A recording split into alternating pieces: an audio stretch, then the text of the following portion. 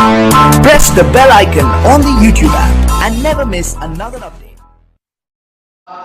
আমার মাওলার সাথে যারা বেঈমানি করবে, আমার মাওলাকে যারা চিনবে না, আমার মাওলাকে যারা চিনতে পারে নাই, মাওলা যখন গরম হয়ে যায় পৃথিবীর জগতে কেউ ঠান্ডা করতে পারবে না। আবার মাওলা যখন ঠান্ডা হয়ে যাবে পৃথিবীর জগতে কেউ গরম করতে পারবে না। কেননা আপনি একটু তাকাইয়া দেখেন, আমার মাওলার সাথে খুতবা সাহেবা তারা আমার মাওলার সাথে কি করছে, ফেরাউন সব কাসিরিয়া ঘটনা তো জানবেন, দীর্ঘ করা যাবে না। তারা আমার মাওলার সাথে যেরকম করেছে সেরকম ফল পাইছে। আমার বাবারা, বন্ধুরা, আলোচনা করতেছিলাম, কিন্তু আপনাদেরকে যে কথাগুলো বলতেছিলাম, আমার আল্লাহ রাব্বুল আলামিন এই কোরআন নাযিল করেছেন। এই কোরআনের এত ইজ্জত সম্মান পৃথিবীর জগতে আর কোন কিতাবে এরকম সম্মান পাওয়া যায় না। আল্লাহ পাক রব্বুল আলামিন বলেন, এই পৃথিবীর জগতে আমি এই কিতাবকে নাযিল করেছি। এই কিতাব থেকে তোমরা কোরআন শরীফটা তুমি পারো না, একটু সকালবেলা তুমি পড়ে নাও, সময় করে একটু কোরআন শরীফ পড়ে নাও। যারা কোরআন পড়তে পারো আমি তাদের কাছে বলি তোমরা সকালবেলা সূরা ইয়াসিনটা পড়ে নাও, মাগরিবের পরে তুমি ওয়াকিয়া সূরাটা পড়ে নাও, এশার পরে তুমি সূরা মুলুকটা পড়ে নাও। এই আমলগুলো তুমি করো, মাওলার জিকির বেশি বেশি করে করো। তোমার জবান, তোমার জিহ্বা যেন সর্বদা আমার মাওলার জিকিরে ভিজা থাকে, যিনি আপনাকে আমাকে সৃষ্টি করেছেন। কেননা আসমানের মালিক হচ্ছেন আমার আল্লাহ, জমিনের মালিক হচ্ছেন আমার আল্লাহ, পাহাড় পর্বত চন্দ্র সূর্য নক্ষত্র তারাগুলোর মালিক হচ্ছেন আমার আল্লাহ, যিনি আপনাকে আমাকে সৃষ্টি করেছেন, যিনি আপনাকে আমাকে দুনিয়ার জগতে পাঠাইছেন। এই কারণে আপনাদের কাছে প্রশ্ন, বাবা, আপনার আমি সব সময় আল্লাহর কাছে কান্নাকাটি করতে হবে। আল্লাহ তুমি যদি মরণ দাও তাহলে নামাজের মধ্যে তুমি মরণ দিও। আল্লাহ তুমি মরণ দাও সেজদার মধ্যে তুমি মরণ দিও। আল্লাহ যদি আমাকে মরণ দাও তাহলে তুমি রুকুর মধ্যে দিও। আল্লাহ তুমি যদি আমাকে মরণ দাও তাহলে তোমার দরবার যখন দোয়া করবো তখন তুমি মরণ দিও। সুবহানাল্লাহ। এই সমস্ত দোয়াগুলো আল্লাহর দরবারে করবেন। এই দোয়াগুলো করলে আপনার সমস্যা হবে না, আল্লাহর কাছে কান্নাকাটি করবেন। এই দুনিয়াতে যারা বেঈমানি করবে তারাই ধ্বংসের পথে চলে যায়।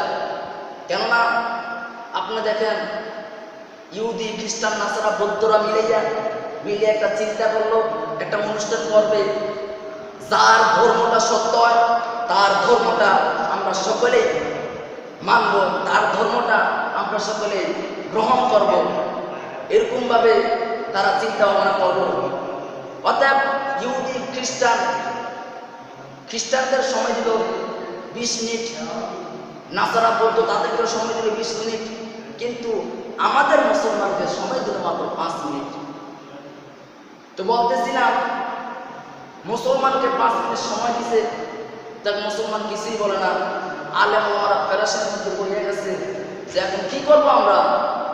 তখন তারা চিন্তা ভাবনা করে বলল যে এখন আমরা কিছু করবো না, আমরা কারি বাসত রহমতুল্লাহ আলাইহি যে কোরআন তেলাওয়াত শুরু করে দেই। ও আমার যুবক ভাইরা, ও আমার পদ্মার অন্তরালের মা, আল্লাহ রাব্বুল আলামিন এই দুনিয়ার জগতে আপনাকে আমাকে পাঠাইছে, কিন্তু আমি আর আপনি মাওলাকে চিনি না। আল্লাহ বলেন, এই দুনিয়ার জগতে তোমাদেরকে পাঠাইলাম, তোমরা আমাকে চিনিয়া নাও। আমি যে কথা বলতেছিলাম, ওই আপনার ওই জায়গার মধ্যে, ওই মজলিসের মধ্যে যখন কাফেররা ইহুদি খ্রিস্টান নাসারারা যখন বললেন, তখন তারা চিন্তা ভাবনা করলো যে আমরা এখন কি করবো, তো আমরা শুরু করে দিই। তখন কারি বাসত রহমতুল্লাহ আলাইহি কোরআন তেলাওয়াত শুরু করেছে। যখন কোরআন তেলাওয়াত শুরু করিয়া দিয়েছে, কারি বাসত রহমতুল্লাহ আলাইহি কোরআন তেলাওয়াত শুরু করে দিলেন। যখন কোরআন তেলাওয়াত শুরু করে দিল, ও আমার যুবক ভাইরা, ও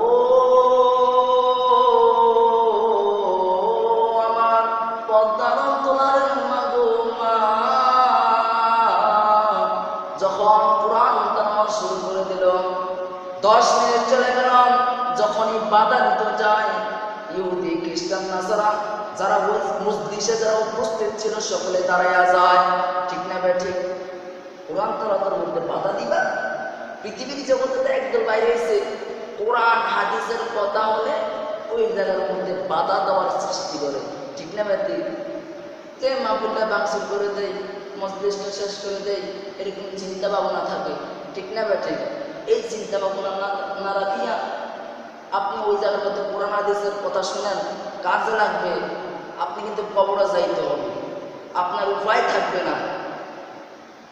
আমি বলতেছিলাম কোরআন তেলাওয়াত শুরু করে দিলেন, আর কোরআন তেলাওয়াত যখন শেষ হয়ে গেল, যখনই কোরআন তেলাওয়াত শেষ হয়ে গেল, ওই জায়গার মধ্যে যত ইহুদি খ্রিস্টান নাসারা উপস্থিত ছিল সকলে ওই জায়গার মধ্যে কালিমা পড়ে মুসলমান হয়ে গেছে। সুবহানাল্লাহ।